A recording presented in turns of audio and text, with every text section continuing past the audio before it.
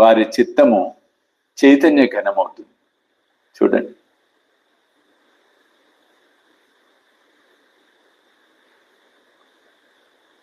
అంటే ఇక్కడ మనం బాగా తెలుసుకోవాల్సింది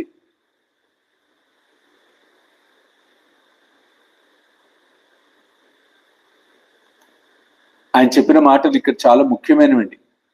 అందరూ మరల కార్యక్రమం అయిన తర్వాత కూడా గుర్తుకు తెచ్చుకునే ప్రయత్నం చేయండి. నేను నా భక్తులను మృత్యుముఖం నుండి లాగేస్తానన్నాడు ఆయన. మృత్యుముఖం నుండి లాగటం అంటే అర్థం ఏమిటి? అకాల మరణాల నుంచి తప్పిస్తాడు,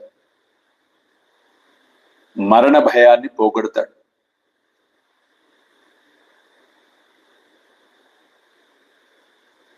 అకారణ అనారోగ్యాల బారిన పడకుండా అడ్డుపడతాడు.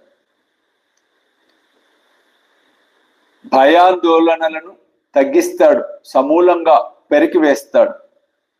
ఒక చిన్న లైన్కి ఎంతో అర్థం ఉంది. నేను నా భక్తులను మృత్యు ముఖం నుండి లాగేస్తాను. ఇది అబద్ధం కాదండి, పుక్కిడి పురాణము కాదు, ఏదో టైంపాస్ కోసం చెప్పిన మాటలు కాదు. చాలా జాగ్రత్తగా పరిశీలిస్తే ఆ మహనీయుడు సమర్థ సద్గురు సాయినాథుడు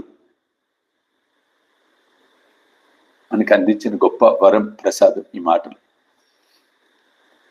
నా ఈ కథను శ్రవణం చేసినంత మాత్రాన రోగ నివారణం అవుతుంది. ఇది 100